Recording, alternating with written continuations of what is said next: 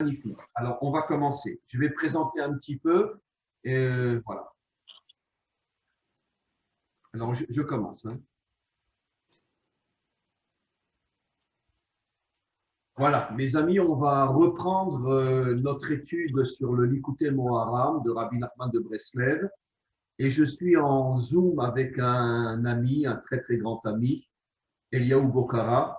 Et donc, on va reprendre cette étude ensemble. Et bien sûr, après, on la mettra sur le site. Et j'espère que on va pouvoir la faire pratiquement toutes les semaines ou au moins une fois toutes les 2 semaines. Mais de toute façon, on est parti avec l'aide du Maître du Monde pour une grande étude. Alors là, pour ceux qui voudront voir dans le texte, dans le Likutei Moharam, c'est le Likutei Moharam premier tome, car il y a 2 tomes dans le Likutei Moharam, et c'est la Torah Pezaï, la Torah 87. Donc, Eliaou, je commence et tu m'interromps quand tu le veux. Tu n'as pas besoin de lever le doigt, tu m'interromps, etc. Alors, le Rabbi Nachman commence par un verset qui dit Titen emet le Yaakov, chesed le Avraham. Le verset dit tu as donné, toi, Hachem, tu as donné la vérité à Yaakov et tu as donné le chesed, c'est-à-dire la bonté à Abraham. Comme on le sait, la qualité qui caractérisait Abraham était la bonté, celle qui caractérisait Jacob était la vérité. Alors bien sûr, bon, c'est un verset, traduction littérale, ça ne veut strictement rien dire. Grâce à Dieu, on a les maîtres d'Israël qui vont nous faire rentrer très profondément dans cette étude. Alors Rabbi Nachman explique, à Inyan ou, à quoi fait allusion ce verset? Qui a nouroim bechouch. Je ne sais pas si on arrivera même à tout terminer, bien que c'est un petit texte, on terminera la prochaine fois, la semaine prochaine, mais au moins on commence. Qui a nouroim bechouch. On voit et on ressent très, très clairement. Dès qu'un homme prend sur lui d'avancer dans un chemin de vérité, dans un chemin de droiture, mit orerim alav dimim, tout de suite lui tombe sur la tête des difficultés, des épreuves. Et il dit, ve'asvara ou le'efer. Normalement, la logique serait d'être le contraire. Si quelqu'un se rapproche de Dieu, si quelqu'un se rapproche de la vérité, Hachem devrait lui ouvrir les grands bras de la bonté, les grands bras de l'amour, les grands bras de la réussite. Or, on constate effectivement sur le terrain que tant qu'un homme vit dans l'oubli total du sens réel et profond de sa vie, ça va plus ou moins bien. Plus ou moins parce que bon, il y a toujours malgré tout des difficultés. Mais par contre, à partir du moment où une personne véritablement prend sur lui de vivre à l'encontre du système, à l'encontre du mensonge, à l'encontre de tout ce que le monde autour de nous fait pour nous déconnecter de notre véritable source, et que lui se bat pour redevenir un homme authentique, immédiatement se réveillent contre lui des difficultés énormes, des épreuves, des souffrances, des épreuves qui apparemment, comme dit Rabbi Nachman, et j'attends tout de suite ton intervention, normalement, encore une fois, je me répète, on aurait dû s'attendre au contraire. Si je me rapproche de la vérité, alors pourquoi Hachem me met des bâtons dans les roues? Pourquoi je dois traverser tellement d'épreuves alors que je fais tout pour revenir vers la vérité? Comment tu comprends ça, Eliaou? À mon avis, ça ne doit pas rester théorique. C'est-à-dire, on est éprouvé. Hachem, c'est comme un méamen. Et quand on sait, par exemple, qu'on fait un entraînement, comme un méamen, c'est un entraîneur, Hachem. C'est un coach. C'est le plus grand coach, Hachem. Et il nous met à l'épreuve. Il nous fait travailler. C'est-à-dire, on peut comprendre des choses par le cerveau, mais tant qu'on ne l'a pas mis en application dans la réalité de la vie, c'est-à-dire, on ne s'est pas confronté à une épreuve, le muscle ne va pas se renforcer ou la technique ne va pas s'affûter. Donc, à mon avis, il nous teste comme un méamen pour qu'on, par l'épreuve, par le creuset des épreuves, il nous renforce. Sachant qu'on entend quand même que toute épreuve est à la hauteur de chaque homme qui la reçoit. Donc, normalement, si on reçoit une épreuve, on a les forces pour s'en sortir. Théoriquement. Je vais reprendre ce que tu dis parce que c'est tellement juste, tellement vrai, tellement profond que permets-moi de reprendre ce que tu dis. Tu sais ce que tu viens de dire? C'est qu'en vérité, être un homme, c'est être un combattant. C'est ça, être un homme. Et tu as donné l'exemple sublime, mais vraiment sublime, que quand quelqu'un rentre dans une unité d'élite ou quand quelqu'un rentre dans une activité sportive importante, eh ben, il va devoir passer des difficultés énormes pour savoir s'il est à la hauteur. Prenons l'exemple Exactement. de l'armée. Si quelqu'un rentre dans une unité d'élite, il y en a peut-être 1000 qui rentrent au départ, il y en a peut-être 30, 40 qui sortiront à la fin de l'entraînement. Et donc, qu'est-ce que tu viens de dire? Tu viens de dire qu'en vérité, être un homme authentique, c'est être un combattant. Et donc, c'est la raison pour laquelle, dès que tu veux devenir un homme authentique, on aurait pu croire, comme malheureusement tous les mensonges des religions, y compris la religion juive qui n'a rien à voir avec la Torah, comme je dis toujours, il faut être gentil, il faut être mignon, il faut être avec le bon Dieu, machin, etc. Et voilà, ça c'est des mensonges que nous déversent toutes les religions depuis des millénaires. Mais qu'est-ce que nous enseigne la Torah? Qu'est-ce que nous enseigne un maître authentique comme Rabbi Nachman? Pourquoi les difficultés? Parce que justement, je répète tes mots, Hachem veut tester si vraiment tu es un homme authentique. Est-ce que tu es un guerrier? Est-ce que tu es un combattant? Est-ce que tu es quelqu'un qui résiste et qui ne se désespère pas? Ça, c'est la définition d'un homme. C'est pour ça, je te demande à toi la question, mais tu vas répondre à ma place. Qui est le modèle du juif authentique dans la Torah? Vous avez lu dans mes pensées, c'est ce que j'allais dire, c'est que le roi David a été éprouvé toute sa vie. Et Yaakov aussi, parce que Yaakov a pris la bracha d'Esav.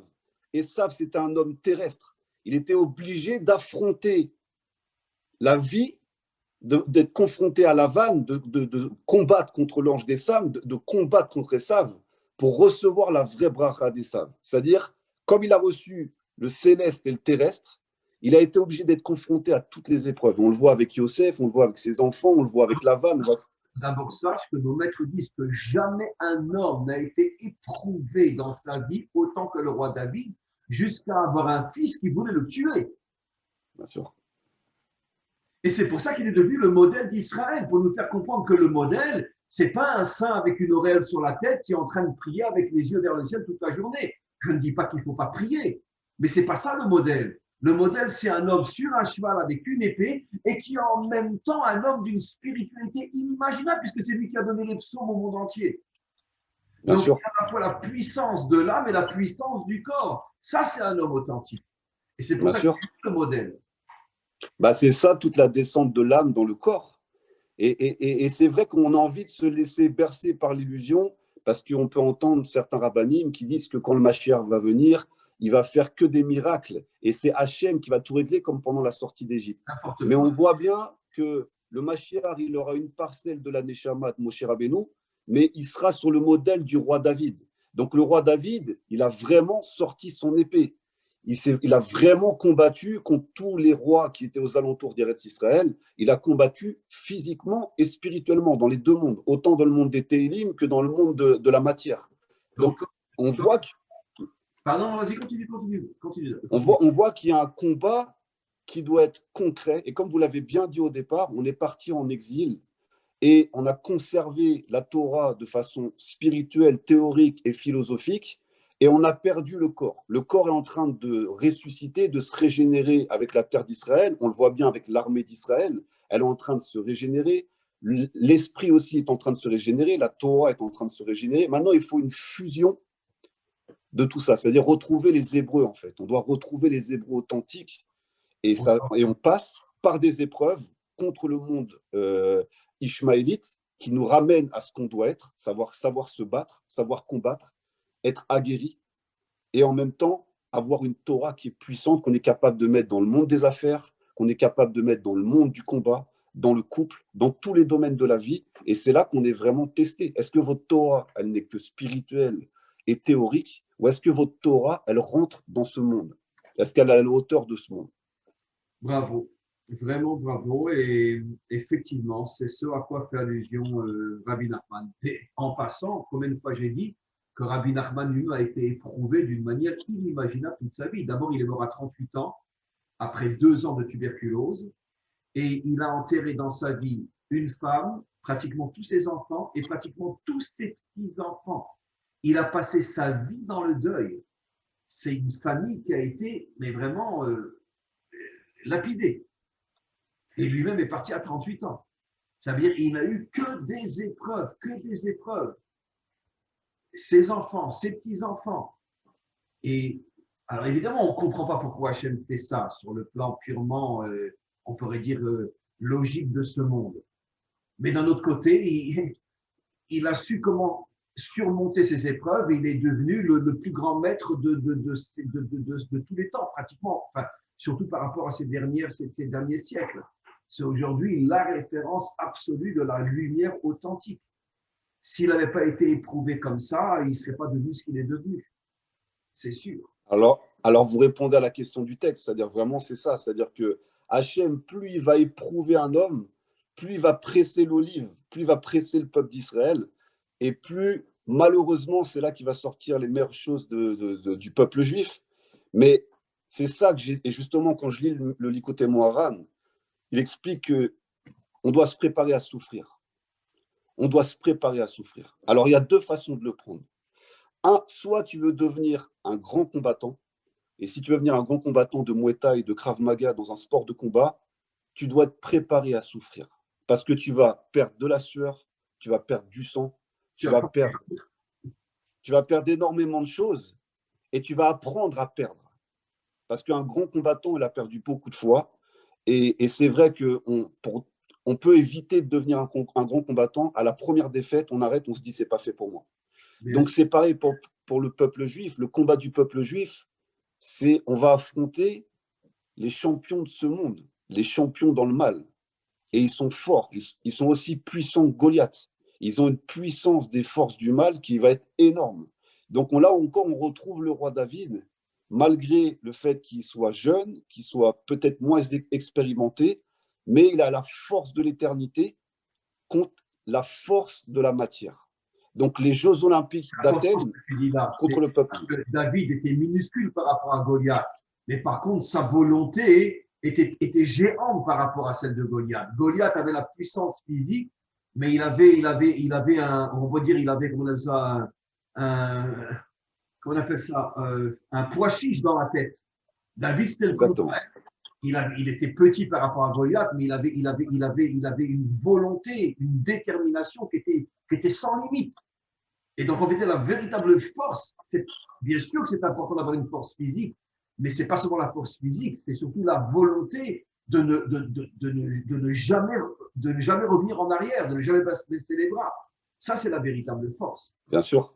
Et on le voit avec les Israéliens. On voit les Sabras, la mentalité qu'ils ont.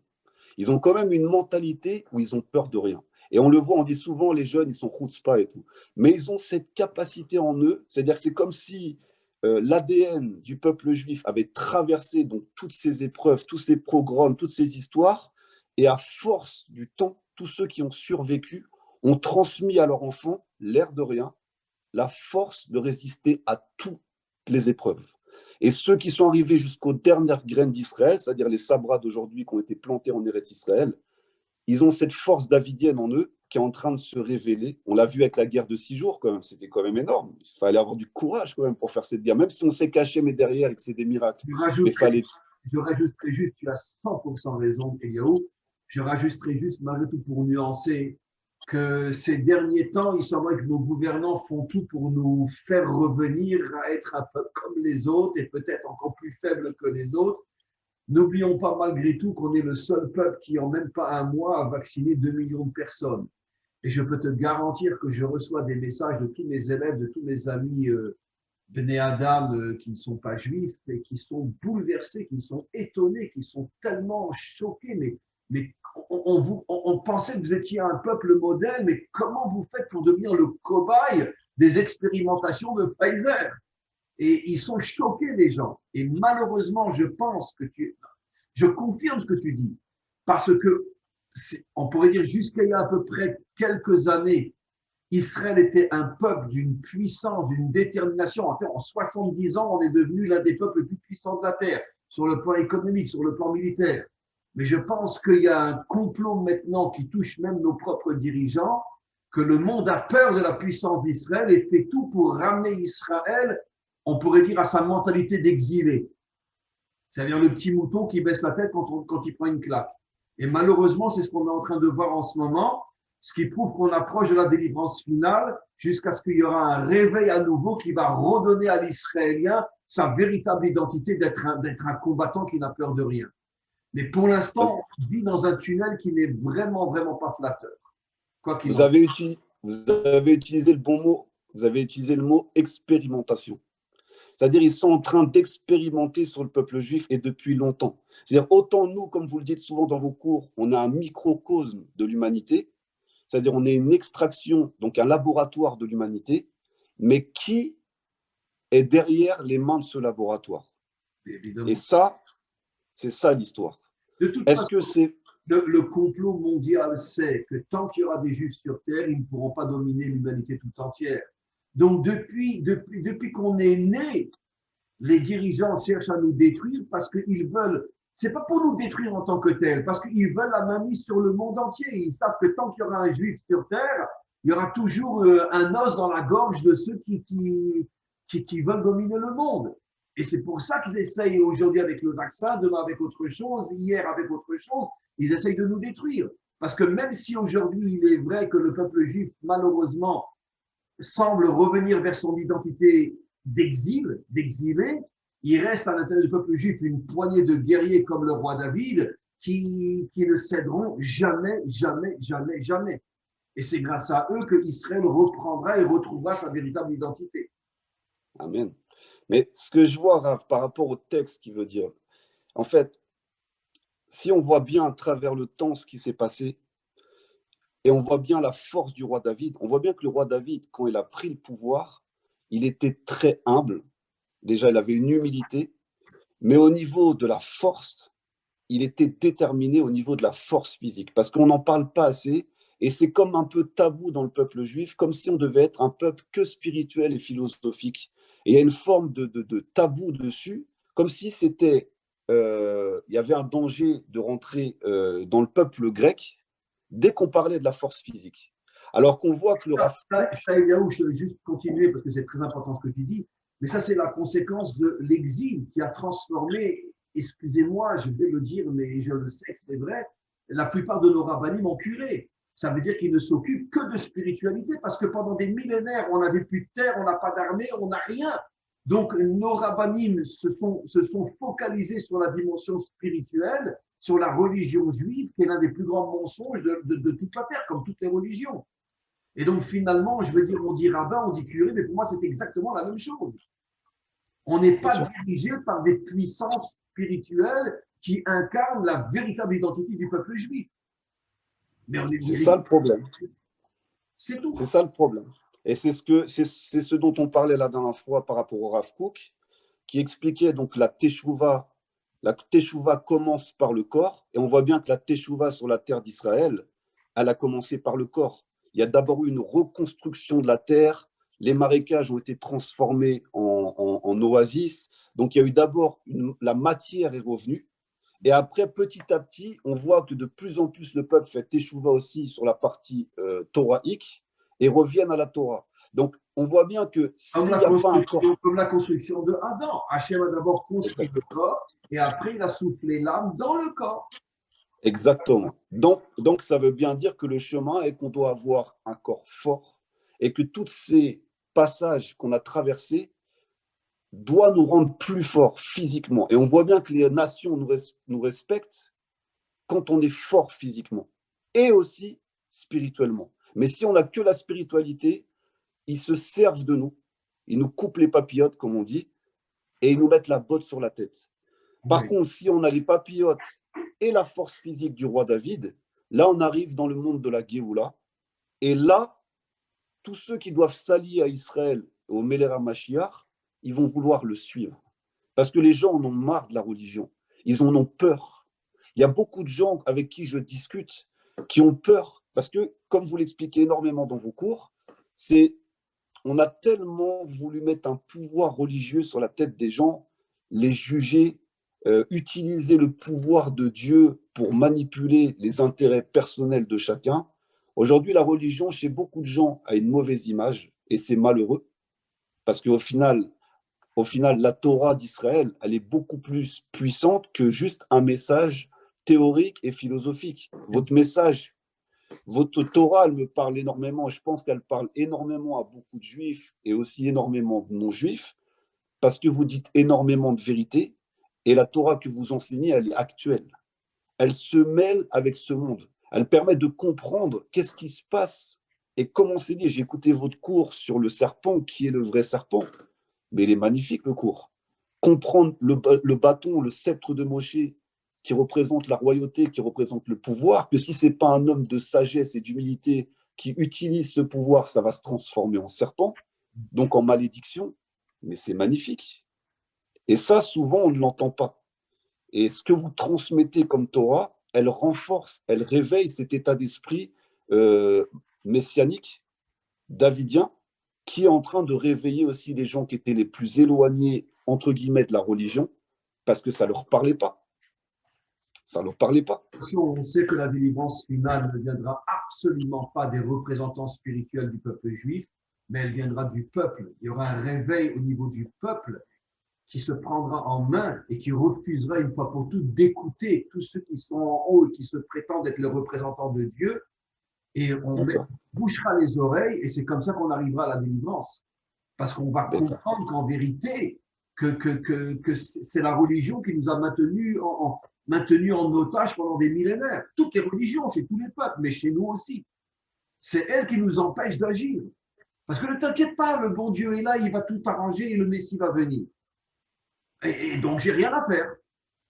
Et c'est pour ça que ça fait des millénaires qu'on est en exil. Parce qu'on sait que Dieu va prendre les choses en main. Excusez-moi, Rav. Oui.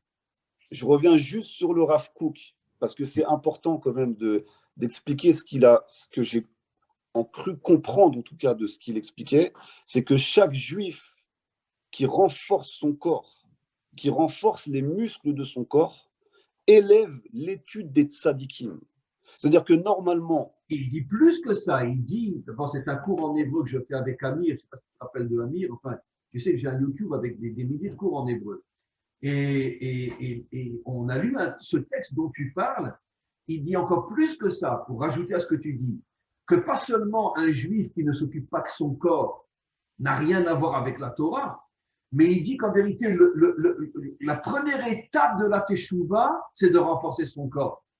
Avant, tout ce qu'on nous fait croire aujourd'hui, mange cachère, fais Shabbat, bon, si t'es gros, si t'es obèse, si t'es maigre, c'est pas grave, le principal, c'est que tu fasses la volonté de Dieu. D'accord? La religion. Le Rav Kook dit tout le contraire. La première étape de la Teshuvah, celle qui te permet d'arriver à la vraie Teshuvah après spirituelle, c'est si d'abord tu renforces ton corps. Bien sûr. Et on le voit avec le Beth Amikdash. C'est-à-dire qu'on n'a pas le temple aujourd'hui parce qu'à mon avis, nos corps sont encore faibles. C'est-à-dire que David a pu permettre à Shlomo de construire le temple parce qu'il a sécurisé tous les alentours. C'est-à-dire qu'il a montré que le corps d'Israël était fort. On ne pouvait pas le toucher. Ce qui a instauré David, c'est le corps et Shlomo, c'est plus l'âme. C'est l'âme et la paix. Mais la paix. Mais sans David, il n'y aurait jamais eu le temps. Bravo. Et c'est exactement ça. Et David, il n'y aurait pas eu de paix. C'est un guerrier. Exactement. La paix est venue par un homme qui a montré que dans le monde terrestre, ce n'est pas que de la philosophie, la Torah. Dans le monde réaliste, je vais combattre avec la Torah. Ce qu'on appellerait aujourd'hui un djihad, au final. Une guerre sainte. Ce que les musulmans nous ont repris, parce qu'ils connaissent Daoud, ils l'appellent David, ils ont repris cet état d'esprit. Sauf qu'ils l'utilisent mal, malheureusement, parce qu'au lieu de combattre les puissants, c'est-à-dire s'ils avaient la capacité de faire un attentat sur les puissants de ce monde, sur les gouvernements. Ils ont besoin de leur argent. Donc pourquoi ils ne le font jamais? Les terroristes sont soutenus par tous les puissants de ce monde, on le sait aujourd'hui. Voilà.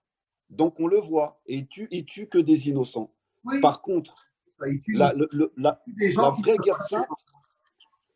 guerre sainte, ça serait des hommes de Torah comme le Mashiach qui va affronter les gouvernements sans aucune crainte.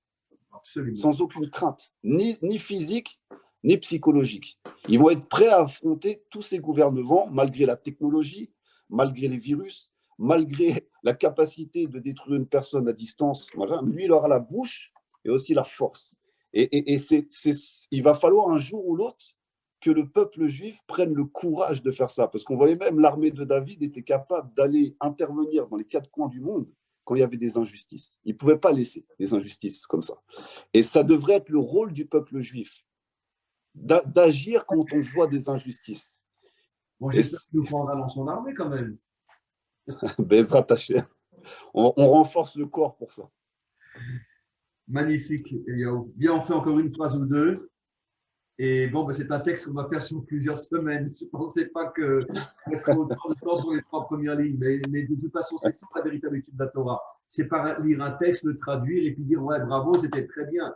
La véritable étude, c'est qu'on lit une phrase et on peut rester pendant 1 heure sur une phrase. C'est ça l'étude de la Torah. Bien sûr, bien sûr. Donc l'épreuve nous rend des guerriers. L'épreuve nous rend des guerriers. Non, mais oui, je pense. Tu sais, c'est fou ce que tu as dit, parce qu'on aurait pu croire que le bon Dieu nous est, enfin le bon Dieu dans les religions, quoi, parce qu'il n'est pas bon du tout, le bon Dieu qui nous éprouve. Mais, enfin oui, mais pas dans le sens qu'on le comprend à l'église ou à la synagogue. Mais ce que je veux dire, c'est que on aurait pu croire que toutes les épreuves, c'est pour nous tester, mais sans entrer dans les détails. Toi, tu as mis le doigt sur la définition authentique de l'épreuve pour faire de toi un guerrier qui n'a peur de rien. Exactement. Voilà. Et bon, comme tu sais, je veux dire, bon, depuis le corona, malheureusement plus, parce que les bases militaires sont fermées aux étrangers, à ceux qui ne sont pas des soldats. Mais pendant des années, j'ai enseigné à l'armée et ça m'arrivait très souvent que j'étais invité dans un endroit d'entraînement, dans le désert, etc. Et je voyais les entraînements que ces jeunes de 18 ou 19 ans passaient. Je me disais, mais pas possible, mais comment ils tiennent le coup? On les laissait boire une gorgée d'eau toutes les 3 ou 4 heures en plein mois d'août à 50 à l'ombre, sans compter les efforts physiques. Mais c'est ça, c'est exactement ce qu'on dit. Si tu veux être guerrier, tu es obligé de passer par des épreuves qui sont surnaturelles. C'est comme ça qu'on fait l'élite. C'est comme ça qu'on fait l'élite. Et le peuple qui a été choisi pour représenter la force d'Hachem dans tous les domaines, eh ben, il doit passer l'épreuve des saïrettes. Voilà. Et on est éprouvé comme des saïrettes, et au bout du bout, il n'en restera pas beaucoup. Une unité d'élite, oui. Exactement. Bien, on va continuer encore une phrase ou deux. Alors, Kiyesh shne mine yira. Rabbi Nachman dit, sache qu'il y a 2 types de crainte d'Hachem. C'est-à-dire 2 niveaux, du bas vers le haut. Yirat haonesh. Bon, là, de toute façon, on reviendra la semaine prochaine là-dessus parce que c'est un sujet d'une profondeur incroyable et surtout que ça peut être très, très, très mal compris si on n'y passe pas 1 heure rien que sur les 2 phrases qu'on va lire maintenant. Yirat haonesh, ce qu'on appelle la crainte de la punition, mot à mot. C'est-à-dire que si tu vas à l'encontre de la volonté d'Hachem, tu peux être puni. Veyirat haromemut. Et le niveau le plus haut s'appelle, traduction littérale, Yirat haromemut, la crainte devant sa grandeur infinie. C'est-à-dire, ce n'est pas la crainte devant la peur d'être puni, mais comme quand tu es en présence de quelqu'un de waouh, tu as un respect, donc on ne va plus traduire par crainte, mais plutôt par respect, le respect incroyable devant la grandeur infinie d'Hachem. Bien, on fait encore une phrase ou deux. Yirat haonesh, la première crainte qui est la plus basse, qui est la première étape, la crainte d'être puni, Nikrat Tzedek, s'appelle Tzedek, ça veut dire la justice. Tzedek, c'est justice. Ça veut dire que Dieu rend justice dans ce monde. Et d'une certaine manière, comme dans n'importe quel tribunal, on punit celui qui s'est mal comporté. Veirat haromemut, ça c'est très important, mais là on va revenir la semaine prochaine dessus. Yirat haromemut nikra emuna. Le plus haut niveau qu'un homme peut atteindre, qu'on appelle le respect devant sa grandeur inimaginable, en vérité, c'est le mot emuna, traduit en français la foi, mais comme j'ai toujours dit, c'est un mot chrétien qui n'a rien à voir avec le mot emuna. La emuna, ça veut dire une confiance sans limite dans le maître du monde, qui mechamat chez Ma'amin be'emuna shlema, car celui qui arrive à ce niveau de emuna absolu, total. Et c'est quoi ce niveau d'absolu? Après, on s'arrête et on va parler un petit peu.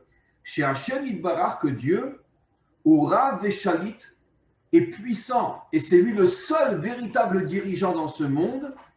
Ikra Veshorsha Dechol Almin, et c'est lui la source et la racine de tout ce qui se passe sur terre dans tous les mondes.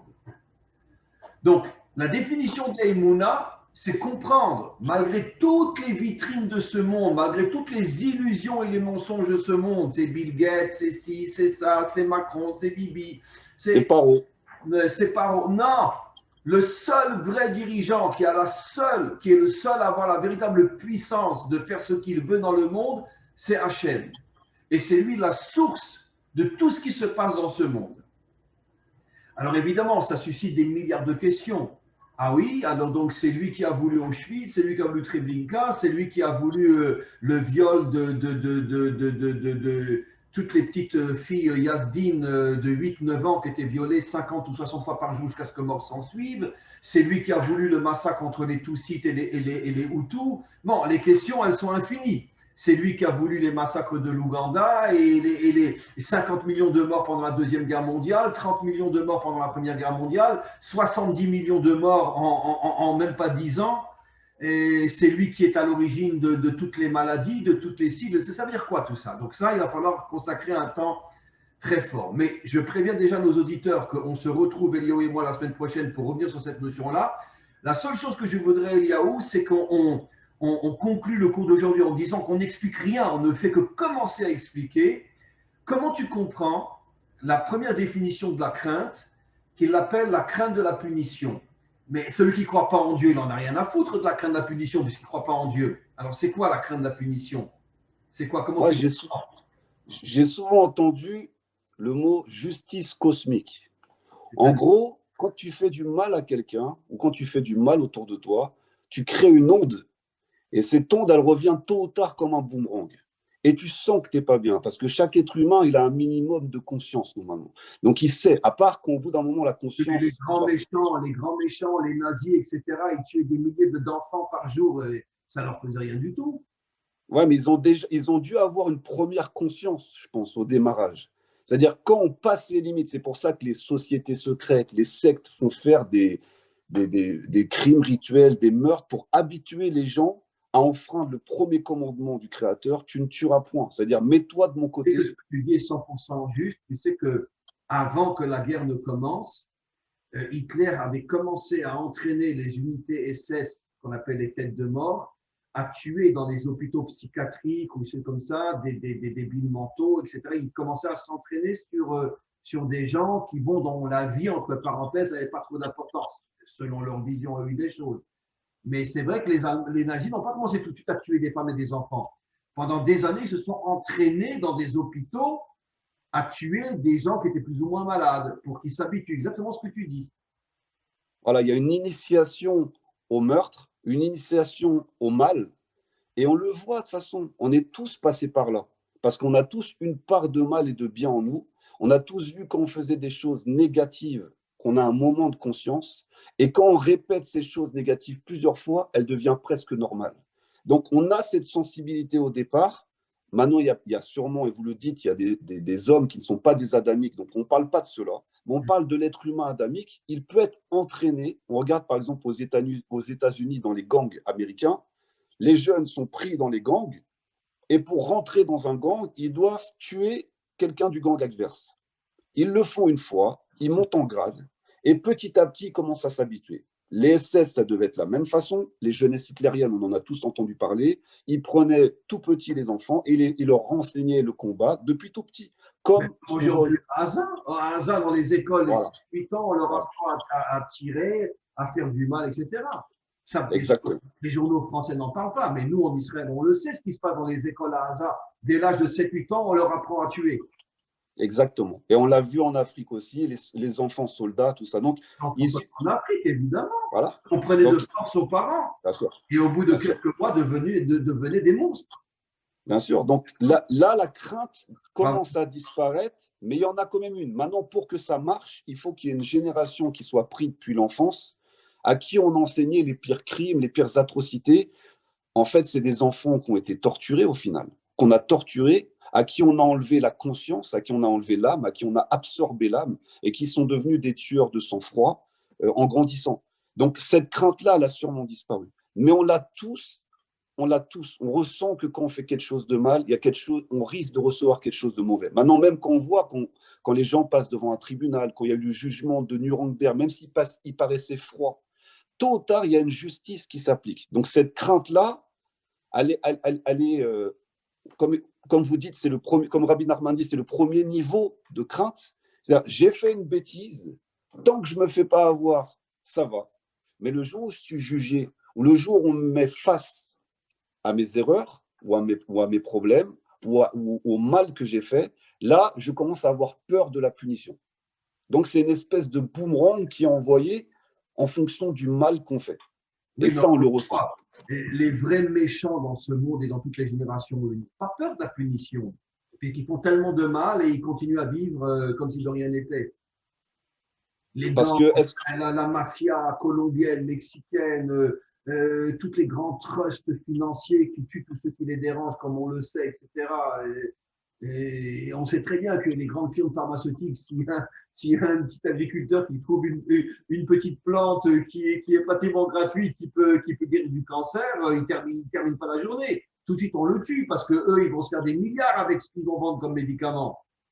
Parce qu'à mon avis, ils ont dû faire le choix du mal. C'est-à-dire que le choix du mal, c'est le choix le plus facile. On peut tous écraser une mouche, on peut tous écraser un insecte, on peut tous le faire et c'est facile et ça donne une sensation de pouvoir, c'est la facilité. C'est-à-dire que quand on choisit le mal, on sent qu'on a une récompense immédiate qui est tout de suite, qui est valorisante. Et plus on monte dans les échelons du mal, donc vous parlez de la mafia, on a parlé des enfants soldats, on a parlé du djihad aussi, des enfants qui sont recrutés. Plus tu montes dans les échelons du mal, plus ton cœur s'endurcit, plus ton cœur devient un cœur de pierre. Ou plus tu cesses d'être un être humain, tu deviens un démon. Voilà. Et Voilà. Tout l'humain qui est en toi. Exactement. Donc, quand Rabbi Nachman parle ici de la crainte de la punition, il parle pour un homme qui est encore normal, juif ou non juif. Mais il parle pour quelqu'un qui est encore normal. Ça veut dire qu'il n'est pas rentré dans l'école du mal. Du crime, exactement. Il est un homme normal qui a des défauts, qui fait des fautes, mais il a cette conscience qui constamment lui fait prendre conscience que tu ne peux pas continuer comme ça. C'est pas possible, mais comment tu te comportes? Bien sûr. On est d'accord, à 100%. Bon, écoutez, Léo, on va s'arrêter là pour aujourd'hui. On reprend cette notion de la crainte, de la punition et surtout de la Emouna, c'est le prochain cours. Mercredi prochain à la même heure. Aucun problème. Mercredi prochain à la même heure. Je te remercie énormément, énormément, énormément. Merci à vous. Et on continue jusqu'à du Mashiach et après encore. Bezrat Hashem, qui viennent rapidement et que surtout que le peuple juif redresse la tête, se réveille, se renforce. Et que et j'adore vos cours parce que malgré nos différences, vous avez parlé, j'ai écouté beaucoup de vos cours, on pourra en parler pendant longtemps, mais malgré les différences du peuple juif, on sent que quand on a un ennemi commun, on sent que quand il va y avoir cette guerre de Gog et Magog et que toutes les nations vont monter contre le peuple juif, qu'on soit à gauche, à droite, Chiloni, Haredi, Breslev, on va tous s'unir. Et c'est ça qui est fort. Malheureusement, ça vient souvent quand on a un oppresseur commun. C'est dommage qu'on n'arrive pas à ressentir cette… En blaguant à 2%, parce que 98% c'est vrai, c'est que si on a pu traverser l'histoire, c'est grâce à nos ennemis.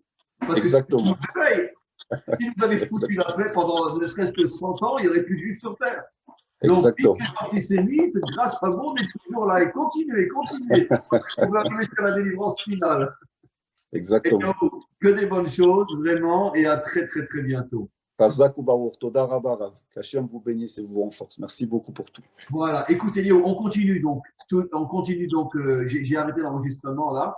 On continue mercredi prochain à la même heure, 14h, ok? À la même heure, 14h, je serai là sans aucun problème. Donc, 1h chez toi, 14h chez moi. Aucun problème. Non, parce que finalement, je vois que ça a marché très, très, très fort.